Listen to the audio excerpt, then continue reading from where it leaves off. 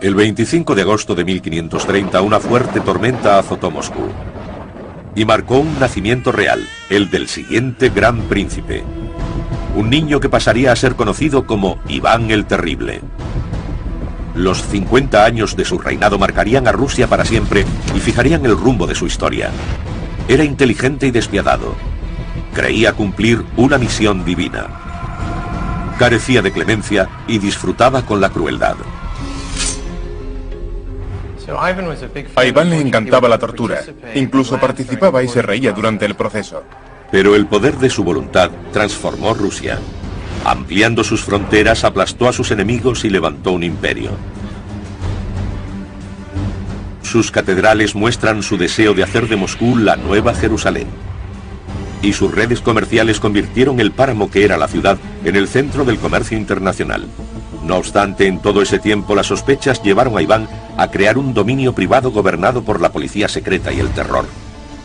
Ahora nuestros investigadores buscan este extraordinario mundo paranoide, el mundo del primer hombre que se llamó Zar, el mundo perdido de Iván el Terrible.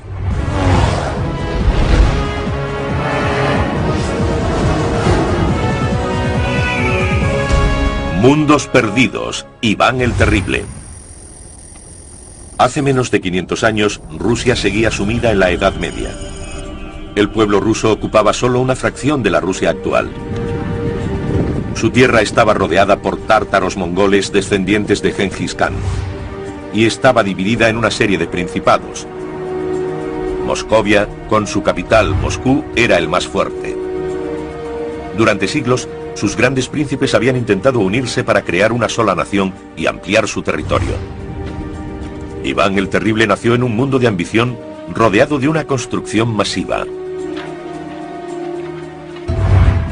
En el corazón de Moscú, arquitectos italianos reconstruyeron la ciudadela, el Kremlin, como declaración de futuras intenciones. Nuestros investigadores han viajado a Rusia para ver lo que queda del mundo perdido de Iván el Terrible. Buscan las claves que les ayuden a reconstruir ese mundo. Mike Schuller es un ingeniero especializado en la restauración de edificios antiguos y quiere ver los cambios físicos que Iván introdujo en su reino. Me fascina el uso que hizo Iván de la madera para construir iglesias y fortificaciones y me gustaría averiguar un poco más. También quiero saber cómo empezaron a utilizar piedra y ladrillo para sus grandes edificios. Como miembro fundador de la Sociedad para la Conservación de la Arquitectura de Moscú, Guy Archer quiere saber qué pueden decirnos los edificios sobre el hombre y su mundo personal. Espero encontrar la firma de Iván el Terrible, la huella que dejó en la arquitectura, en los edificios que aún existen, y averiguar qué podemos deducir de ellos para comprender mejor ese periodo. Su viaje comienza en Kolomenskoye, un parque en el borde sur de Moscú. El primero de los grandes monumentos de Iván se alza aquí, la iglesia de la Ascensión con 58 metros de altura. Actualmente la iglesia está siendo restaurada. Mike Schuller ha subido a su aguja con el profesor Robin Milner Gulan, un experto en la Rusia del siglo XVI. Esta torre fue una construcción bastante innovadora para la época, ¿no? Sí, nunca se había construido nada tan alto en mampostería. Existían iglesias de madera con esta altura, pero este fue un intento de crear una versión en piedra de la aguja de una iglesia. Para ello hizo falta una enorme masa de mampostería. Los muros tienen casi 3 metros de ancho en la base. No usaban contrafuertes como en Europa Occidental y confiaron una gran masa de material. Los edificios monumentales de Europa Occidental contaban con contrafuertes para alzarse, pero los constructores usaron un sistema más rudimentario, una cantidad enorme de piedra. La iglesia de la Ascensión pretendía ser una proclamación contundente, y las agujas como esta se convertirían en las obras más representativas del reinado de Iván. No fue construida por él, sino por su padre. El gran príncipe Basilio llevaba 25 años esperando un heredero. Y cuando en 1530 nació Iván, construyó la iglesia para celebrarlo. En aquella época su diseño era único, tanto por fuera como por dentro. Se accede a través de una gran escalera cubierta que lleva a una terraza que rodea toda la iglesia. La terraza se encuentra a bastante altura, con 3 tramos de escalera a cada uno de sus 4 lados. Muy impresionante, muchos giros, genial para las procesiones y las ceremonias. Y como se alza sobre una colina, podía verla mucha gente. Iván solo tenía 3 años cuando murió su padre. Desde muy joven fue decidido, atlético y agresivo. Se dice que le encantaba cazar. Un devoto cristiano que dedicaba horas a la contemplación religiosa. A medida que recorre la iglesia, Guy encuentra detalles que indican una fuerte conexión personal con el joven príncipe. Descubre un rasgo extraordinario en la pared. Creo que he encontrado un trono. Supongo que aquí es donde se sentaba Iván y veía el río. Es impresionante. Es un símbolo de una dinastía y el destino para el que había nacido Iván. La situación de esta iglesia es muy importante. Debido a que se encuentra en las afueras de Moscú, debía ser uno de los primeros edificios que veía la gente cuando se acercaba a la ciudad. Obviamente esta construcción es muy simbólica. No se trata solo de la capilla, sino de algo más importante. Esencialmente simboliza el poder de Iván. Y el impacto que causa la iglesia de la Ascensión se ve incrementado al estar construida en la ladera de una colina. Maishuller ha examinado cómo consiguieron los constructores asegurarla en la pendiente. La clave para construir la torre y su verdadero secreto son los cimientos. Tenemos una torre enorme de piedra y ladrillo que se alza sobre una ladera inestable junto a un río. Así que los cimientos van desde un grosor de 7,5 metros en la parte alta hasta 12 en la más baja. Hay una enorme cimentación hincada como un diente en el lecho de roca.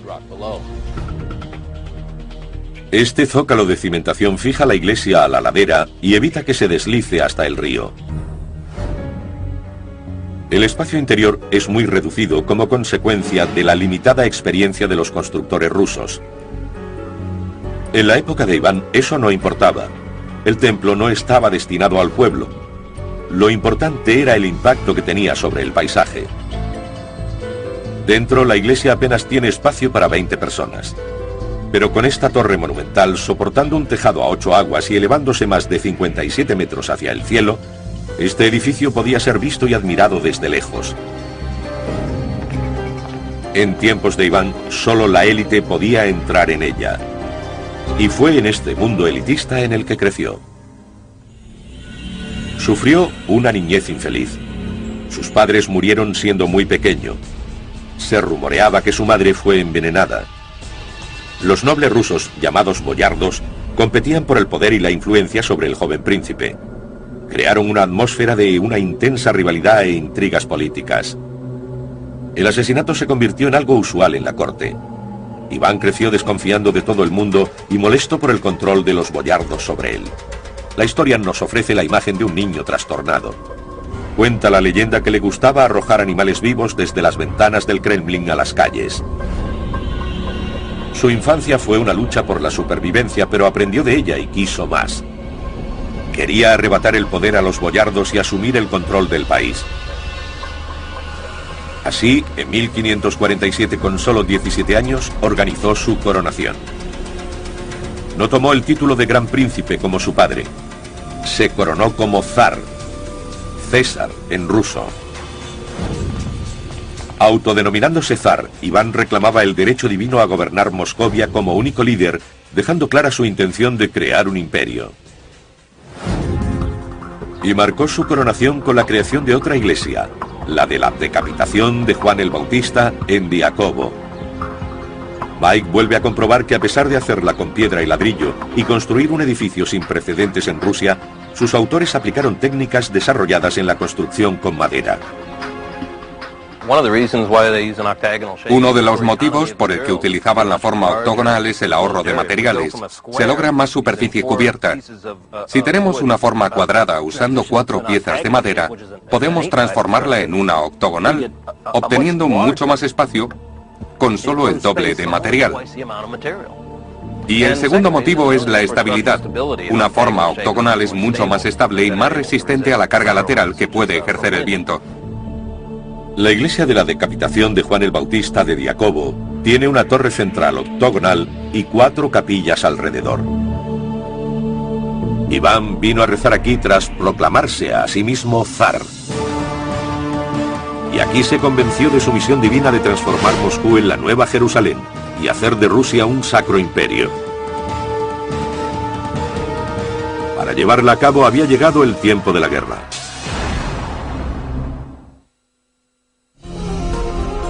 Nuestros investigadores ya han visto dos destacados edificios religiosos de la juventud de Iván el Terrible.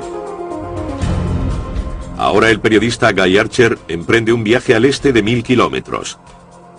Se dirige a Kazán, donde Iván obtuvo su primera victoria militar sobre los tártaros. Los rusos llevaban siglos batallando sin éxito con los tártaros, descendientes de los mongoles que controlaban las tierras del este. La ciudad tártara de Kazán era de una importancia estratégica crucial. Solo conquistándola podía Moscovia acceder y controlar el río más importante de Rusia, el Volga.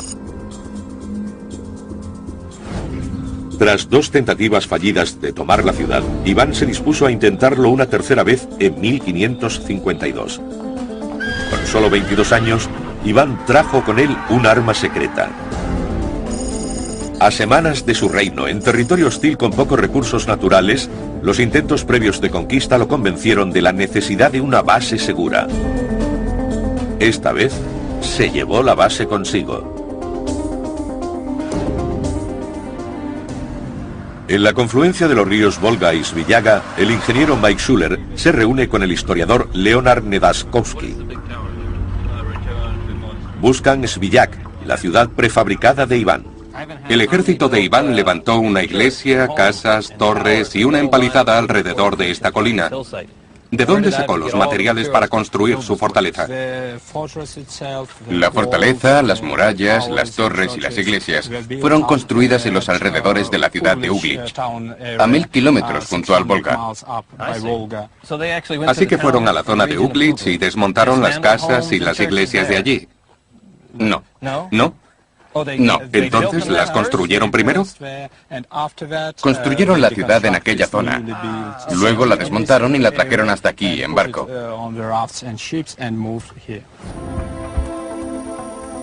Iván aprovechó a los expertos constructores de madera de Uglitch, que montaron una fortaleza completa, la desmontaron y la volvieron a montar rápidamente a 1000 kilómetros río abajo, en Svillask. Tal fue su habilidad y destreza que aún se conservan algunas de las construcciones que hicieron para Iván. Estamos en la iglesia de madera más antigua de Iván el Terrible. Es una de las primeras construcciones de madera de Svillask. Y está exactamente igual que en el siglo XVI. Me pregunto cómo pudieron construir una iglesia grande como esta hace 500 años. ¿Cómo lo montaron? Las maderas no están unidas por clavos, sino encajadas unas sobre otras. Se puede ver claramente aquí. Así que fueron cortadas y moldeadas para que encajaran unas con otras. Sí, por su propio peso. Las técnicas que produjeron estos extraordinarios edificios siguen en uso hoy. He venido a esta carpintería para ver cómo podían encajar las maderas sin utilizar clavos. Se calcula a ojo y se va cortando el tronco de abajo hasta que el de arriba encaje perfectamente. Por eso la anchura de la junta es crítica.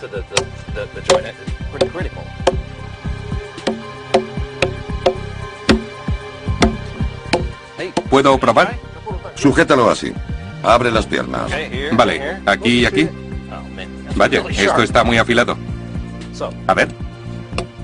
Bien.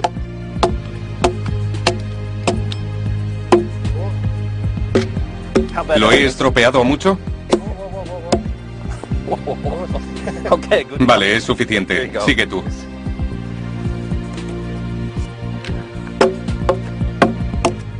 ¿Bien? Buen trabajo, está perfecto. Solo hace falta una herramienta afilada y unas manos hábiles para conseguir una buena junta. Vamos a ponerlo en su sitio. Encaja a la perfección. Acabo de aprender cómo construir una pared sin usar clavos para unir los troncos. Esta antigua técnica del trabajo de madera permitió a los hombres de Iván levantar los edificios principales de Svillask casi de la noche a la mañana. En un mes, era una ciudad fortificada operativa con iglesias y barracones. Aunque todavía se conservan algunos de los edificios, los restos de la fortaleza, el punto central de la ciudad, son difíciles de encontrar. La fortaleza debía cubrir toda esta zona, pero siento curiosidad por saber si estaba así en tiempos de Iván.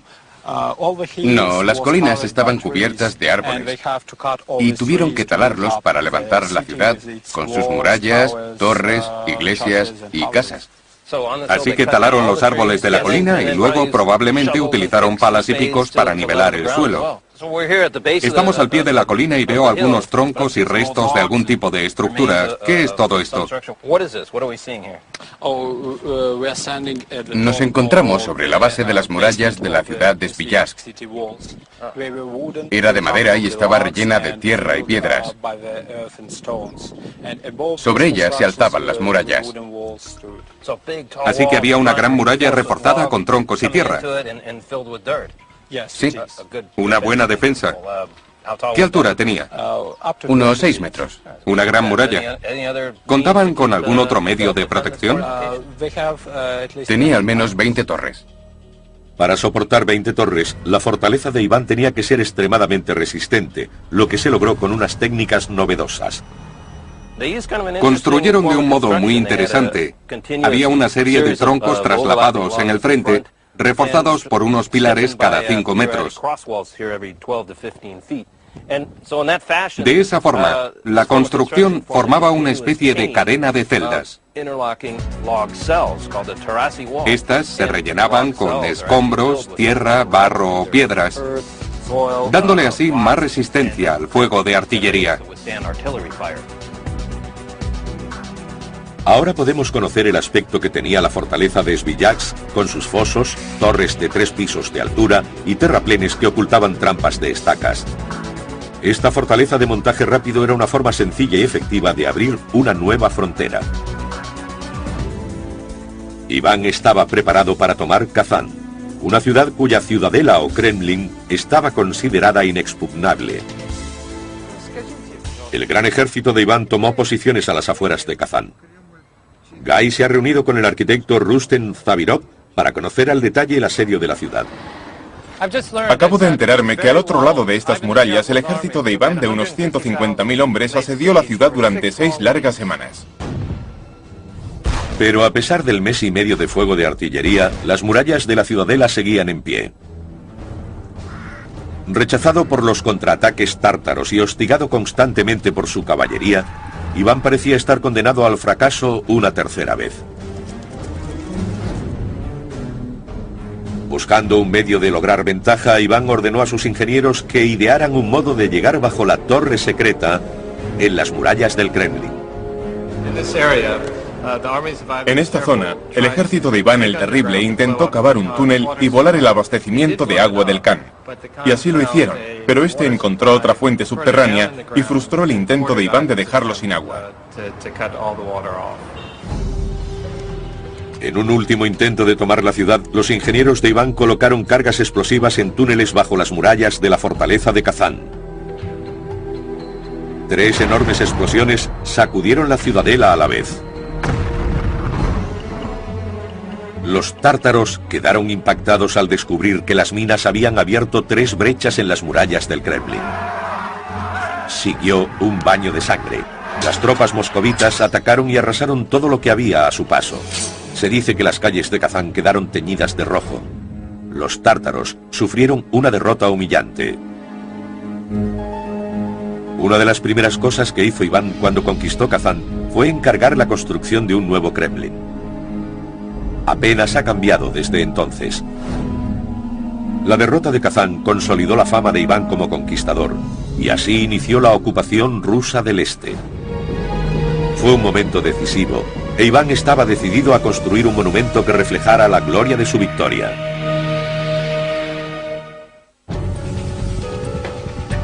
Nuestros investigadores han descubierto cómo Iván el Terrible empezó a conquistar el este, transportando una fortaleza prefabricada a 1000 kilómetros en territorio hostil.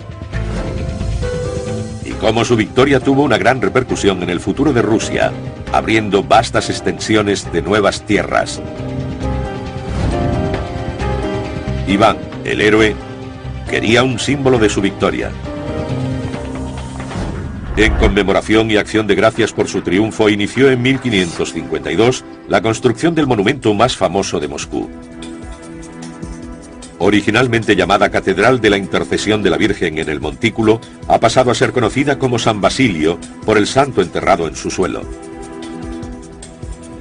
Guy Archer se encuentra con el profesor Robin Milner Gulan para conocer la historia y el simbolismo de esta catedral. Se puede ver desde ángulos muy diferentes en muchos aspectos de la ciudad. Se puede ver desde diferentes ángulos, literal y metafóricamente, porque significa muchas cosas. Cuando se ve desde el fondo de la Plaza Roja, parece un castillo de cuento de hadas que flota en el aire.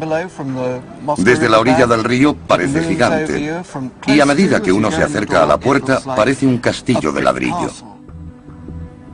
Cuenta la leyenda que Iván cegó a los arquitectos para que nunca pudieran volver a construir algo tan bello. El edificio es singular y, curiosamente, está destinado al pueblo. Se alza fuera del Kremlin, la ciudadela de Moscú, en la Plaza Roja, un lugar cuyo nombre es anterior al comunismo y significa bonita en ruso antiguo. Uno de los motivos por los que fue construida aquí es que Iván quería que hubiera cierta distancia entre el Kremlin y los boyardos, ¿no es cierto? Exacto. Quería asociarse no físicamente, porque seguía viviendo en el Kremlin, sino metafóricamente con el pueblo de la ciudad. Para investigar la construcción de San Basilio, el especialista Mike Schuller se ha reunido con el ingeniero Alexander Zuckerman. Primero quiere examinar los materiales utilizados para construir la catedral. Antiguamente se utilizaba mucha piedra caliza en los edificios de Moscú, pero esta catedral fue construida con ladrillo porque es mejor material. Tras este cambio hay varios motivos. El ladrillo es más económico. Una vez fabricado puede utilizarse inmediatamente, mientras que un trozo de piedra requiere cierto grado de trabajo y mucha pericia en la construcción. Es más duradero. Y los edificios de ladrillo son más elásticos y capaces de soportar las deformaciones del paso del tiempo. Vamos a verlo. Gracias a un permiso especial, Mike y Alexandre acceden a una galería superior que no está abierta al público, para comprender el motivo por el que dieron esa forma a las cúpulas de la catedral. Las cúpulas en forma de cebolla y los techos de colores están por todas partes. Cada cúpula es única. ¿Por qué dieron a las cúpulas forma de cebolla? Uno de los motivos es que la nieve no se acumule sobre ellas. En los climas nórdicos utilizan estas formas para que la nieve resbale, ya que una cúpula esférica quedaría cubierta de nieve. También por motivos estéticos. Sí, arquitectónicamente es preciosa. Mike ha descubierto que para poner una cúpula de base circular sobre una estructura octogonal, los constructores tuvieron que resolver un antiguo problema arquitectónico: encajar un cuadrado en un círculo. Tuvieron que diseñar un elemento especial de transición que quedara oculto en la arquitectura del edificio. Me he fijado en que muchas de estas iglesias utilizan lo que se conoce como enjuta. Se trata de un elemento de transición que permite encajar una cúpula esférica en una superficie cuadrada. Por definición, una enjuta no es más que el segmento triangular de una esfera. Aquí tenemos una naranja que representa la esfera. Y con solo 3 cortes de navaja obtenemos 8 enjutas, que nos permiten encajar la cúpula en las esquinas del espacio inferior. Utilizando enjutas, los constructores crearon estructuras mágicas y complejas, uniendo diferentes formas y elevándose hacia el cielo. Pero la variedad de formas tenía por objetivo difundir un solo mensaje: una proclamación de triunfo. ¿Por qué construyó Iván el Terrible San Basilio? La hizo para celebrar su gran victoria sobre el reino tártaro de Kazán, que para él fue como una cruzada. Nada más en regresar, contrató a 2 arquitectos rusos para que construyeran un edificio con 8 capillas, varias de las cuales están dedicadas a episodios del asedio de Kazán. Y la central lo está al Pokrov, la festividad rusa que conmemora el milagro de la extensión del manto protector de la Virgen María sobre el pueblo. La victoria de Kazán se rememora por toda la catedral. Pero también hay mucho simbolismo relacionado con lo que Iván consideraba el destino sagrado de Rusia. Obviamente, San Basilio es un edificio de gran simbolismo. ¿Cuál es su tema central? Representa a una ciudad. No se trata de una iglesia individual. Las capillas están separadas y conectadas por pasillos. ¿A qué ciudad nos referimos? A Jerusalén. A lo largo de los siglos XV y XVI, los grandes príncipes y sacerdotes de Moscovia desarrollaron la idea de Moscú como ciudad santa. Esta catedral la relaciona con la ciudad más santa de todas. Y no solo hace referencias a las iglesias de Jerusalén, también a sus palacios, sus casas, todo. Y sobre todo en los pasillos, hay muchos detalles arquitectónicos que representan casas de madera y unas pinturas preciosas del jardín del Edén.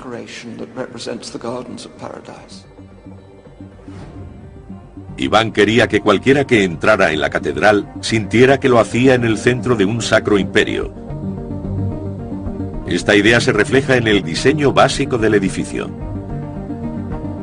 Estudiando una planta de la catedral, Mike descubre que a pesar de su apariencia caótica, la estructura sigue una geometría meticulosa.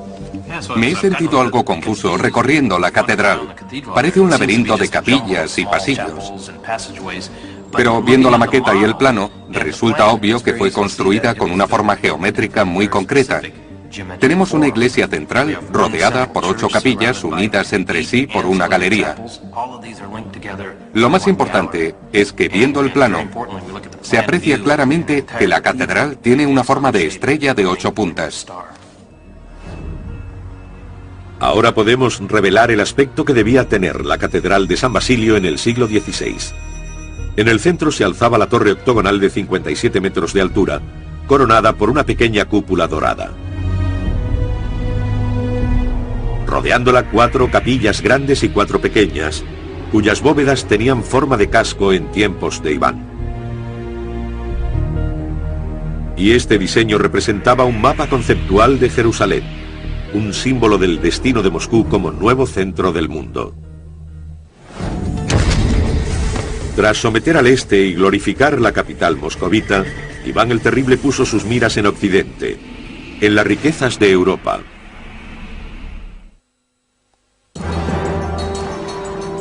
Nuestros investigadores se encuentran en Rusia indagando el legado de Iván el Terrible.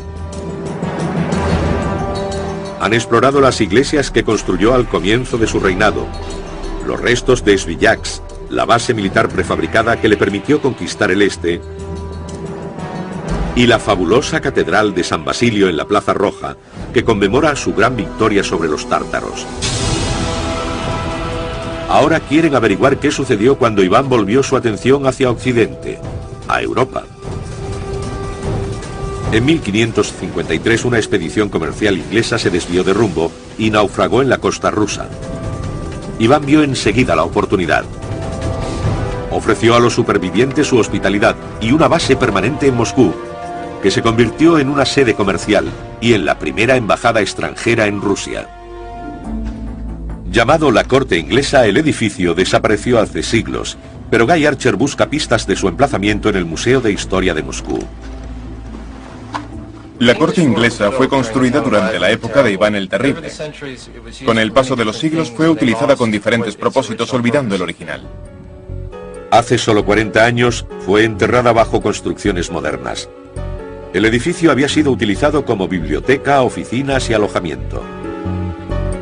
Solo cuando comenzaron las obras de un nuevo hotel, los arqueólogos redescubrieron la corte inglesa, la última casa privada que se conserva de la época de Iván. Fue un descubrimiento sorprendente. Estoy ansioso por bajar y echarle un vistazo. Guy ha pedido al profesor Robin Milner Guland que le muestre la vieja corte inglesa. ¿Qué puedes decirme de estos cimientos? Están hechos de piedra caliza que procede del río Moscova, donde había en abundancia. La estructura principal es de ladrillo, y sobre ella probablemente había una superestructura de madera. Se perdió durante uno de los muchos incendios que ocurrieron aquí, pero creemos que era así. Dentro, el edificio ha sido restaurado para darle el aspecto que tenía en la época de Iván. Esta sala es maravillosa. ¿Qué es? Nos encontramos en la sala de recepciones de la corte inglesa. ¿Es posible que Iván estuviera aquí? Es poco probable. El zar era demasiado importante y habría recibido a embajadores y gente así en el Kremlin, si lo deseaba. Pero es probable que sus ministros sí lo hicieran. Este era el centro del comercio internacional en el Moscú de Iván. Los embajadores ingleses celebraban suntuosas recepciones para favorecer los acuerdos comerciales entre Rusia y Occidente. Aquí tenemos unos retratos del zar Iván el Terrible y la reina Isabel. Según tengo entendido, su relación con Occidente era tan sólida que propuso matrimonio a la reina de Inglaterra. Eso es cierto. Mantuvieron correspondencia durante 15 años. De hecho, tanteó el terreno para casarse con la reina Isabel, pero ella nunca aceptó. El comercio abría nuevas posibilidades a la Moscovia de Iván. Cuando Iván el Terrible abrió el comercio con Occidente, Rusia exportaba miel, caviar y pieles a cambio de tejidos, metales, conocimientos tecnológicos y armas. La corte inglesa se encuentra en el corazón de un barrio llamado Kitaigorod y sirve de recordatorio del próspero centro comercial que se alzaba aquí en el siglo XVI, fuera de las murallas de la ciudadela de Moscú, el Kremlin. El resto de los edificios de la zona eran de madera y se perdieron en incendios con el paso de los siglos. En la época de Iván esto suponía un gran peligro y sabía que su próspero barrio comercial necesitaba protección. Pero no solo del fuego. Como los tártaros seguían siendo una amenaza incluso para Moscú, Iván decidió dar una protección especial a la zona. Ordenó rodearla de un recinto fortificado. Apenas quedan restos de la muralla de Kitaigorod, pero Weisshuller ha ido en su busca junto con el historiador Dmitry Oleinikov. Su intención es recrear el aspecto que tuvo. ¿Esto es parte de la muralla de Kitaigorod, el antiguo centro de la ciudad? Exactamente. Esto es parte del muro de Kitaigorod, construido después del Kremlin. La ciudad creció y necesitaba otra muralla para proteger a los ciudadanos. Medía más de 3 kilómetros de largo. ¿Más de 3 kilómetros? Sí. Tenía unos 6 metros de ancha porque había que instalar cañones. Ya existían los cañones y hacían falta caballos para moverlos por la muralla y colocarlos en posición. Podemos hacernos una idea de cómo era la sección transversal del muro y apreciar su tamaño. Esto es parte de una torre. Había unas 15 torres en Kitai. A lo largo del muro. Weisshuller ha descubierto que tras la histórica derrota de la ciudad tártara de Kazán, mediante la colocación de explosivos, los rusos decidieron tomar precauciones especiales para evitar que ocurriera lo mismo en Moscú.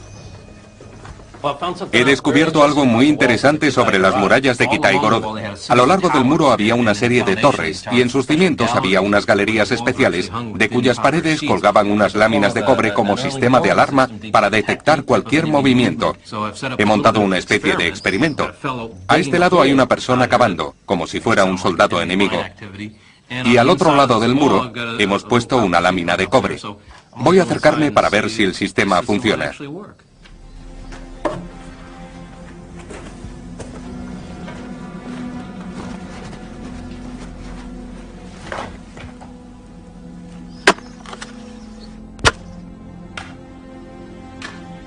Oigan eso, se puede apreciar claramente el sonido del pico al otro lado del muro.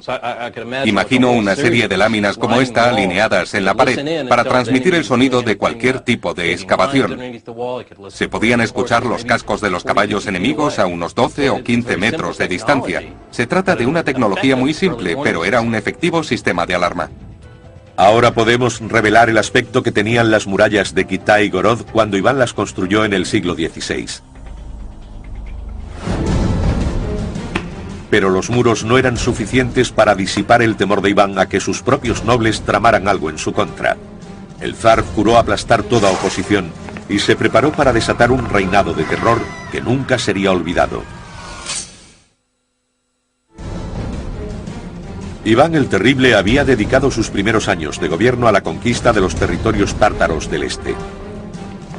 A sus 30 años había logrado más que cualquiera de sus predecesores, unificando Rusia y creando un imperio. Sus victorias eran celebradas con la construcción de catedrales y monasterios, ciudadelas y palacios por todo su territorio. También había sacado a Moscovia del aislamiento, forjando valiosas relaciones comerciales con Occidente y construyendo la primera embajada extranjera en Rusia. Pero a pesar de tales progresos, la situación empezaba a volverse contra Iván. Se había embarcado en una guerra larga y costosa en la frontera occidental de Rusia. Y desconfiando de sus nobles, los boyardos, Iván había empezado a retirarse a un paranoico mundo privado. Solo veía traición a su alrededor y sentía la amenaza del asesinato por todas partes. Sus últimos años los pasó en constante temor. Guy Archer ha venido a explorar el oscuro mundo de la corte de Iván el Terrible en los últimos años de su reinado. Y ha descubierto que en 1564 tuvo una crisis de la que nunca se recuperó del todo. Dejó Moscú y vagó durante un mes, encontrando refugio en el viejo pabellón de caza de su padre en Alexandrova Sloboda, a 100 kilómetros al noreste de Moscú. En 1565 Iván dividió el país, quedándose el mejor territorio para sí y dejando el resto a los boyardos. Llamó a sus tierras Oprichnina, que significa tierra aparte. El resto recibió el nombre de Zemshnina, y la intención de Iván era mantenerlas completamente separadas. Incluso dictó una ley que prohibía el contacto directo entre ellas. Guy se ha reunido con el historiador Leonard Nedaskovsky, experto en el siglo XVI, para aprender más sobre Oprichnina y qué significaba para Rusia. Su propósito era aplastar a la oposición a su gobierno y unificar Rusia. Iván quería el control total de su territorio y exigía lealtad absoluta de su pueblo. Creó un poderoso ejército de 6.000 hombres, reclutados de todos los niveles de la sociedad rusa. Fue la policía secreta de Iván el Terrible, los Oprichniki.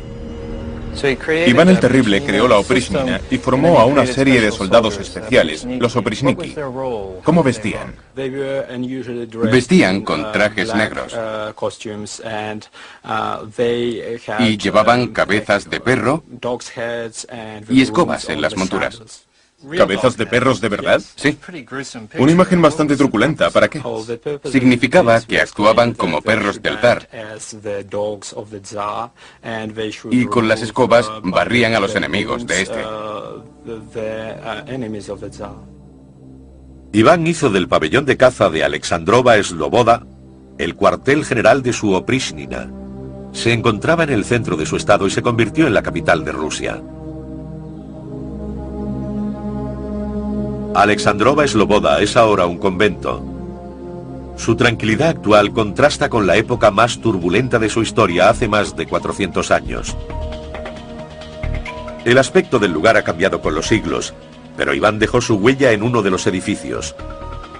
Convirtió una pequeña iglesia construida por su padre, Basilio, en el campanario de la crucifixión. Añadiendo un tercer nivel de kokosniki, arcos con forma de peineta, Iván creó un campanario bajo un tejado a dos aguas, que le daba la altura necesaria para vigilar sus dominios. Mike Schuller y el ingeniero Alexandre Zuckerman suben a la torre de 57 metros para investigar. Por fin hemos llegado al nivel de las campanas. Esta torre es impresionante, debía dominar el panorama. Se puede ver en todas direcciones. 15 o 20 kilómetros a la redonda. Sé que estas torres se utilizaban para avisar de los servicios religiosos, pero esta debía tener otro propósito. Sí, también era una torre vigía y desde aquí transmitían mensajes. Y también debía ser un gran símbolo del poder de Iván. Algunas de estas campanas son enormes y debió costar mucho hacerlas. A veces hacían las campanas antes que la torre. Construían las torres alrededor de las campanas y las subían. Así que fundían la campana en la base de la torre. Sí. Una buena solución. La altura del campanario era otra manifestación del poder de Iván. Las campanas no solo se utilizaban para convocar a la gente a la iglesia, sino también para enviar mensajes y dar la alarma. Mike Schuller ha descubierto que el territorio de Alexandrova Sloboda estaba rodeado por una muralla. Aquí hay un terraplén. Está claro que el límite original del monasterio era mucho mayor que el actual. Acabo de saber que Iván estableció una serie de controles en un radio de 3 kilómetros del monasterio. Y la gente tenía que enseñar una identificación para entrar o salir de él. Creó una especie de estado militar para el control de la región. Iván convirtió el pabellón de caza de su padre en una combinación de monasterio y cuartel de su policía secreta. Actuando como el abad, esperaba que sus hombres mostraran tanta devoción por la oración como él mismo. Las mañanas estaban dedicadas a una misa que duraba 3 horas. Esta es la capilla privada de Iván el Terrible. Es aquí donde oraba cada día a las 4 de la mañana. Lo acompañaban unos 300 hombres de su cuerpo especial, los oprishniki. La asistencia era absolutamente obligatoria. Si alguien no venía a los rezos, era encarcelado durante 8 días. Iván no solo rezaba aquí, también daba las órdenes a sus hombres. Cuenta la leyenda que se concentraba tanto en sus 3 horas de oración que adoptaba esta postura y al apoyar la frente contra la piedra, esta le causaba heridas.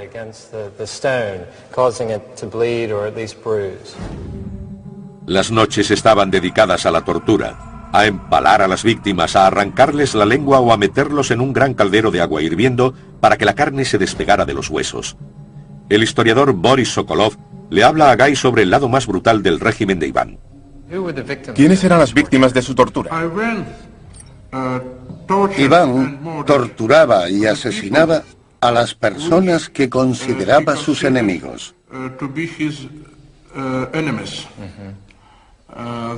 Ya fueran boyardos, nobles o sus sirvientes. Le encantaba torturar. Freía a la gente, la hervía, la colgaba y la decapitaba. ¿Cuántas víctimas hubo durante el reinado de Iván? Creo que la cifra más correcta ronda las 15.000 víctimas de la Oprishmnina. A lo largo de 10 años, Iván mató a mucha más gente que la Inquisición española en 150 años.